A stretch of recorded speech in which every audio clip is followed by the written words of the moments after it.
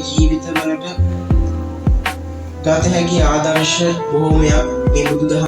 ඒ කියන්නේ තමන්ට තමන්ගේ පවුලත් එක්ක එකට ඉන්නේ නැතුව ඒ වගේ يعني සමාජයත් එක්ක ගැටෙන්න ඕනි තමයි. නමුත් සමාජයත් එක්ක ගැටෙමින් නොකළ යුතු දේවල් සිද්ධ කරමින් අන්න ඒ වගේ දේවල් කරමින් කාලය ගත කරා. මේක බුදුරජාණන් වහන්සේ දන්නේ හින්දා මුලින්ම මේ සිටුවරයාට කිව්වේ මේ අපි අත්හල යුතු අන්ත කිහිපයක් තියෙනවා කියලා බුදුරජාණන් වහන්සේ මේ වෙලාවේ කිව්වා. ඒ කියන්නේ දැන් ඔය බුදුහාමුදුරුවෝ කියපු විදිහට අපි දැන් ප්‍රධාන වශයෙන් දන්නේ මොනවාද? අත්හල යුතු අන්ත දෙක. අත්තිකිලමතානුയോഗය කාමසුඛල්ලිකානුയോഗයනේ. ඒක අත්හරින්න ඕනි නිවනට ප්‍රවේශ වෙනකොට විතරයි. දැන් මෙතනදී බුදුරජාණන් වහන්සේ නිවන සම්බන්ධ කරගන්නේ නැහැ මුලින්ම. මෙතනදී බුදුරජාණන් වහන්සේ සම්බන්ධ කරගන්නේ යම්කිසි පුද්ගලයෙක් මේ සමාජ ජීවත් වෙනකොට එයා අත්හරින්න ඕනි අන්ත කීපයක් තියෙනවා. අන්ත 21ක් ගැන 22ක් ගැන සඳහන් වෙනවා. 14 කොටස් දෙකකට බෙදෙනවා. එතනදී සඳහන් කරනවා අපි ආශ්‍රය කරන්න ඕනි මිත්‍රයෝ කවුද? අපි ආශ්‍රය නොකරන්න ඕනි මිත්‍රයෝ කවුද? අපි එදිනදා ජීවිතේ ගත කරනකොට ධනය පරිස්සම් කරගන්න ඕනි කොහොමද? ධනය භාවිතා කරන්න ඕනි කොහොමද? ඊට පස්සේ ඒ යාළුවා ආශ්‍රය කරනකොට යාළුවන්ගෙන් වෙන විපත්ති මොනවාද? යාළුවන්ගෙන් බලාපොරොත්තු වෙන්න පුළුවන් දේවල් මොනවාද කියලා මේ පිළිබඳව බුදුරජාණන් වහන්සේ මුලින්ම දීර්ඝ විස්තරයක් මේ සිංහාලක සිටු කුමාරයාට පැහැදිලි කරලා දෙනවා. ඊට පස්සේ තමයි පින්වතුනි මේ සදිසා නමස්කාරය ගැන බුදුරජාණන් වහන්සේ මේ විදිහට පෙන්වලා දෙනවා. බුදුරජාණන් වහන්සේ මේ අවස්ථාවේදී මේ සදිසා නමස්කාරයේ අපි නැගෙනහිර දිශාව ගැන කතා කරමු මුලින්ම. නැගෙනහිර දිශාවේදී සඳහන් කරනවා තමන්ගේ දෙමව්පියන්ව සිහිපත් කරගන්න කියලා. නැගෙනහිර දිශාවට වන්දනා කරනවා කියන එක තමන්ගේ දෙමව්පියන් හා සිහිපත් කරගන්න කියලා කියනවා. ඒතකොට දැන් අපි මෙතන දෙමව්පියන් ගැන කතා කරොත් එහෙම පින්වතුනි නේද? දැන් දෙමව්පියන්ගෙන් දරුවන්ට විය යුතු යුතුකමුත් දරුවන්ගෙන් දෙමව්පියන්ට විය යුතුකමුත් 6 කොටස් දෙකකට විදලා තියෙනවා නේද? 6 ප්‍රධාන වශයෙන් කොටස් දෙකකට විදලා තියෙනවා.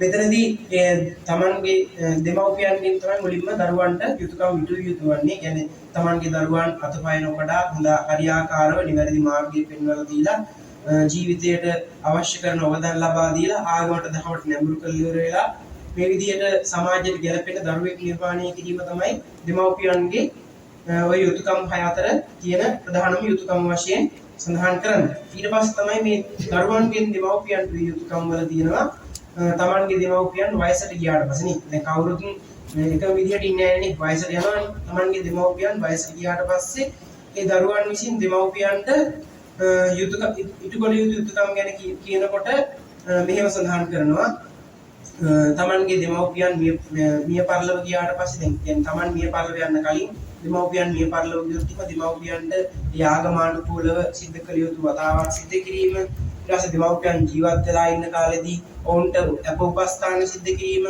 ඔවුන් ධර්මයට දැන් සමහරක් දැන් සාමාන්‍ය වෙනකොට දැන් ධර්මයට කියන්නේ දැන් අපි ආගම දැන් ඔය උපැන්න සහතිකයට අපිට ආගම බුදුදහම කියලා තිබ්බට ආගම ක්‍රිස්තියානි ආගම කියලා තිබ්බට සමහරක් අය තමන්ගේ ආගමත් එක්ක සම්බන්ධ වෙලා වැඩ කරන්නේ නේද?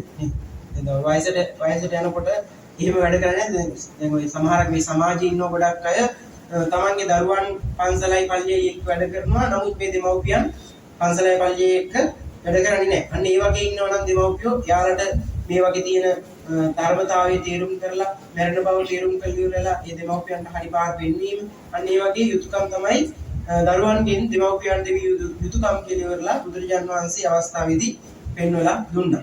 ඊට පස්සේ සඳහන් කරනවා දැන් අපි කතා කරන්නේ නැගෙනහිර දිශාව. ඊට පස්සේ උතුරු දිශාව ගැන කතා කරනවා. උතුරු දිශාව ගැන කතා කරනකොට උතුරු දිශාව සඳහන් කරනවා ගුරුවරයා නේද? ගුරුවරයා. දැන් මෙතන ගුරුවරයන්ගෙන් ගුරුවරයන්ගෙන් තමන්ගේ ඒ ශිෂ්‍යයන්ට විය යුතු යුතුකම් සහ ශිෂ්‍යයන්ගෙන් ගුරුවරයන්ට විය යුතු යුතුකම් සඳහන් කරනවා. එතකොට දැන් ගුරුවරයෙක්ගේ ශිෂ්‍යයෙකුට විය යුතුකම් තමයි හරියාකාරව නිවැරදි මාර්ගය පෙන්වා දීම නේද? හරියාකාරව නිවැරදි මාර්ගය පෙන්වා දීම, තැනට සුදුසු නුවණ භාවිතා කිරීමට මාර්ගය පෙන්වා දීම, ආගමට දහමට නැඹුරු කරවීම, සමාජයට ගැලපෙන පරිදි සුදුසු වාතාවරණයක් තියෙන පුද්ගලයෙක් චරිතයක් නිර්මාණය කිරීමට දායක වීම කියන මේ කාරණා තමයි ගුරුවරයෙක්ගෙන් ශිෂ්‍යයාට විය යුතු කාරණා වශයෙන් සඳහන් කරන්නේ. එතකොට ශිෂ්‍යයාගෙන් ගුරුවරයෙකුට විය යුතු කාරණා තමයි පින්වතුනි ඒ තමන්ට පොතපතේ දැනුම නේද? පොතපතේ දැනුම අත්දැකීම් කියන මේ හැම ශිල්ප ක්‍රමයක්ම ලබා දුණු ගුරුවරයාට හොඳින් කතා කිරීම, හොඳින් ගනුදෙනු කිරීම, ගුරුවරයා සමග ඊටම සමීප සම්බන්ධතාවක් පවත්වා ගැනීම, ගුරුවරයාට යම් ශිල්පයක් වුණාට පස්සේ පිළිටවීම කියන ඔය වගේ කාරණා තමයි මේ පිළිබඳව සඳහන් වෙන්නේ. ඊට පස්සේ තමයි අනිත් එක සඳහන් වෙනවා යාළු මිත්‍රාදීන් සේවනය. යාළු මිත්‍රාදීන් සේවනය ඒක බටහිර දිශාවට තමයි සඳහන් වෙන්නේ. බටහිර දිශාව වන්දනා කරනකොට ඒ කියන්නේ මේ බටහිර දිශාවෙන් පැහැදිලි කරන්නේ බුදුරජාණන් වහන්සේ තමන්ගේ යාළු මිත්‍රාදීන් ආශ්‍රය කළ යුතු පිළිවෙල පිළිබඳව. දැන් ඒතකොට මෙතනදී සම්බන්ධ වෙනවා අර අපි කලින් කියපු අපි ආශ්‍රය කරන්න ඕනේ කවුද, නොකළ යුතු කවුද කියන මේ පුද්ගලයෝ ගැන මෙතනදී සඳහන් වෙනවා. ඉතින් පින්වතුනි මෙතනදී සඳහන් වෙන්නේ අපි දැන් සමාජයේ ගත කරනකොට නොයෙකුත් යාළුවෝ කොටස් කීපයක් පිළිබඳව මේ පෙන්වා දීලා තියෙන බුදුරජාණන් වහන්සේ පාප මිත්‍රයෝ ඉන්නවා, කල්යාණ මිත්‍රයෝ ඉන්නවා, සමාන සුඛ දුක්ඛ කියලා මිත්‍රයෝ ඉන්නවා. මේ වගේ කොටස් හතරකට ප්‍රධාන වශයෙන් හොඳම යාළුවෝ ඉන්නවා. එතකොට මේ හොඳම යාළුවොනුත් කල්යාණ මිත්‍ර කියන කොටාසේ තමයි හොඳම යාළුවෝ හැටියට ගන්නේ. දැන් සමහරක් අය ඉන්නවා විපතක් වුණාට පස්සේ දැන් හොඳම යාළුවෝ තමයි. නමුත් විපතක් වුණාට පස්සේ යාළව හොයාගන්නවත් නෑ නේද? අද සමාජයේ ගොඩාක් දුරට ඒවා හොඳ ආකාරව පේනවා. දෙන්නේ බුදුරජාණන් වහන්සේ කිසිම පරීක්ෂණයකින් තොරව තමයි මේ වගේ ගැඹුරු ධර්මයන්, ගැඹුරු කාරණා මේ සමාජයේ තියෙන ගොඩක් දේවල් දේශනා කළා තියෙනවා. ඒකට අපිට මේ හරියාකාරව තේරුම් ගන්න පුළුවන්. අද සමාජයේ වෙනකොට දැන් කුසල් මහ රජතුමා දුටු සීන දැකපු සීනදාසය අද සමාජයේ වෙනකොට ගොඩක් දුරට ඒ ආකාරව සිද්ධ වෙනවා නේද? දැන් කුසල් මහ රජතුමා දැකපු සීනදාසය බුදුරජාණන් වහන්සේ ගැඹුරට පස්සේ බුදුහාමුදුරුවෝ කිව්වේ මේක කිසි දෙයකට බය වෙන්න එපා. මේ ඔබට වෙන කරදරයක් නෙවෙයි. මේක මේ අනාගතයේ විය යුතු දෙයක් තමයි ඔබ දුටුවේ. ඒ පිළිබඳව තමයි මම මේ ගෙනහැර දක්කලා මේ ධර්මයේ දේශනා කරන්නේ. මේ පිළිබඳව අනාගතයේ තමයි මේ දේවල් සිද්ධ වෙන්නේ කියලා බුදුහාමුදුරුවෝ එතනදී පෙන්වලා දුන්නා නේ. අන්න ඒ වගේ තමයි පින්වතුනි මේ බුදුරජාණන් වහන්සේ මේ කාරණා පිළිබඳව හොඳට අධ්‍යයනය කියන්නේ බුදුරජාණන් වහන්සේ ස්වයංභූ ඥාණයෙන්ම අවබෝධ කරගත්ත ධර්මයෙන් තමයි මේ දේ දේශනා කළා තියෙන්නේ. එතකොට දැන් එතනදී සඳහන් කරානේ මේ මම දැන් සඳහන් කරේ මේ අපි ආශ්‍රය කරන්න ඕනි මිත්‍රයෝ කවුද, නොකළ යුතු මිත්‍රයෝ කවුද කියන වක බුදුරජාණන් වහන්සේ අවස්ථාවේදී පෙන්වලා දෙනවා. ඒකට සමාන සුඛ දුක්ඛ කියන්නේ අපිට සැපේදී දුකේදී දෙකේදීම පිළිඩ වෙලා ඉන්න යාළුවෝ නේද? ඒකට දැන් මේ විදිහටම ඉන්නවා අපිට සැපේදී දුකේදී කියන මේ දෙකේදීම අපිව මගහැරලා යන යාළුවෝ අපිට මේ සමාජයේ ඇති වෙනකම් බලාගන්න ඉන්නවා නේ. ඒකට මේ කියනා කාරණා විදිහට තමයි ඒ බටහිර දිශාවෙන් හඳුන්වන හිත මිත්‍රාදීන් එහෙම නැත්නම් ඥාති මිත්‍රාදීන් පිළිබඳව බුදුරජාණන් වහන්සේ පෙන්වා දීලා තියෙනවා. ඒ වගේම තමයි පින්වතුනි අපිට මෙතනදී ආයත් පෙන්වලා දෙනවා මේ යට දිශාව නේ. යට දිශාව පෙන්වලා දෙනවා. එතන දැන් යට දිශාවේදී සඳහන් කරනවා සේවක සේවිකාවන් එහෙම නැත්නම් සේවකයෝ සහ ස්වාමියා සහ සේවකයා කියන මේ කාරණා. දැන් ස්වාමියා සේවකයා කියන කාරණාව අතරතුරදී අපිට මේ මෙතන ආයතනයක් ඉඳලා මේ ස්ථානයේදී අපිට ගොඩාක් දුරට මේ කාරණාව හොදාකාරම වඩිනවා නේද? සේවකයා සහ එහෙම නැත්නම් ස්වාමියාගෙන් සේවකයාට විය යුතුකම් සහ සේවකයාගෙන් ස්වාමියාට විය යුතුකම් පිළිබඳව බුදුරජාණන් වහන්සේ පෙන්වලා දීලා තියෙන හොදාකාරවම. එතකොට මෙතනදි සඳහන් කරනවා දැන් බුදුරජාණන් වහන්සේ ඒ කාලෙත් එක්ක ගලපලා මේක දේශනා කරපු හින්දා ඒ කාලේ සේවකයා කියන්නේ සිටු කෙනෙක්ගේ ගෙදරක එහෙම නැත්නම් කියන්නේ රාජ්‍ය පරිපාලනය තුළදී සේවකයා කියන ඒ කාරණා සම්බන්ධව කරලා තමයි බුදුරජාණන් වහන්සේ පෙන්වලා දීලා තියෙන්නේ. එතකොට එතනදී ගන්නේ අපි අර දැන් මම කලින් කිව්වේ අපි එතනදී ගන්නේ අර දැසිදස් කම්කරුවන් තමයි කියන්නේ. දැන් අද කාලේ නම් ගොඩක් දුරට ගෙවල් වල වැඩ කරන මිනිස්සු ප්‍රමාණය අඩුයි කියන්නේ මේ දැන් තාක්ෂණයේ දියුණුවත් සමග තමන්ට තනියෙන් තමන්ගේ දේවල් කරගන්න පුළුවන් හින්දා දැසිදස් සේවනයේ ගොඩක් දුරට ගෙවල් වල අඩුයි. නමුත් බුදුරජාණන් වහන්සේ මෙතනදී පෙන්වලා දෙනවා කියන්නේ අපි ඉතින් පොළේ පහත් කිරීමක් නෙමෙයි කරන්නේ. මම කතා කරන්නේ කියන්නේ මේ ගෙවල් වල අනිවාර්යෙන් මේ වැඩ කරන්න වැඩකාරයෝ ඉන්න ඕනි කියලා නෙමෙයි කියන්නේ.